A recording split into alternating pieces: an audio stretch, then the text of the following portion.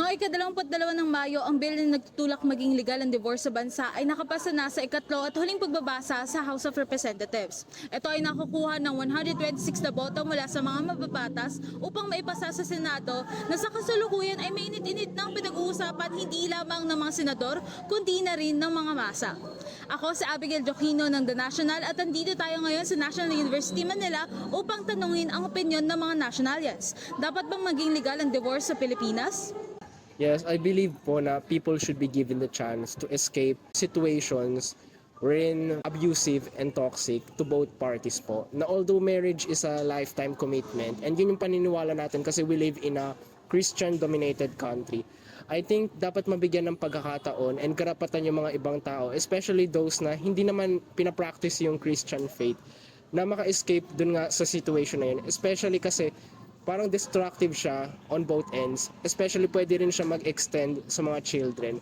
So, why stay in that position, di ba? Kung meron namang option. And after all, yung divorce naman, hindi naman siya yung cause kung ba't na-destroy yung marriage. May nag-exist na abuse, na toxicity kung bakit nasira yon. And divorce is the only solution for some people. Yes po, I think dapat maging legal ang divorce sa Pilipinas kasi po, unang-una, hindi naman po porket may divorce sa Pilipinas, magdi-divorce na yung mga kinasal na couple. It just means na yung mga tao na hindi nasa ideal marriage, nasa abusive relationships, meron silang second chance to start over again. Meron silang chance na makawala dun sa toxic behavior, toxic environment na nakapag-hold down sa kanila. I actually agree dahil yun nga, right now meron naman tayong existing laws na such as annulment pero medyo hindi siya ganoon kadali i-process compared sa divorce.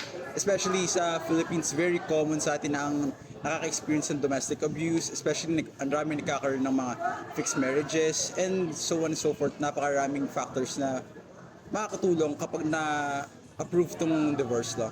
Para sa akin, dapat lang maging legal yung divorce sa ating bansa kasi ang pagkakaano natin sa marriage is sacred siya.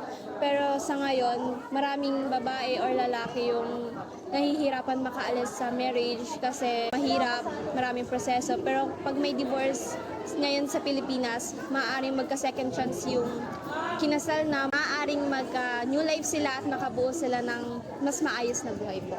Naniniwala ako na kailangan ng maipasa ang divorce bill dahil matagal na itong pinag-uusapan sa ating bayan. Pinoproteksyon na nito ang mga tao, lalo na ang mga kababaihan na nakakaranas ng physical, emotional at mental na pang-aabuso mula sa kanilang mga asawa.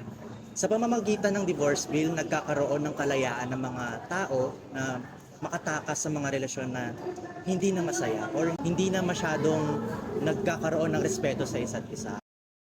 Ang divorce ay matagal nang pinaglalabang maipasa sa bansa. Bagaman ang pangunahing dahilan sa hindi pagpapasa nito noon ay makarelihiyong kultura na meron tayong mga Filipino, ating alalahanin ng separasyon ng Estado at simbahan at ang mga taong matagal nang nakakulong sa isang bigkis na nais na nalang kalasin.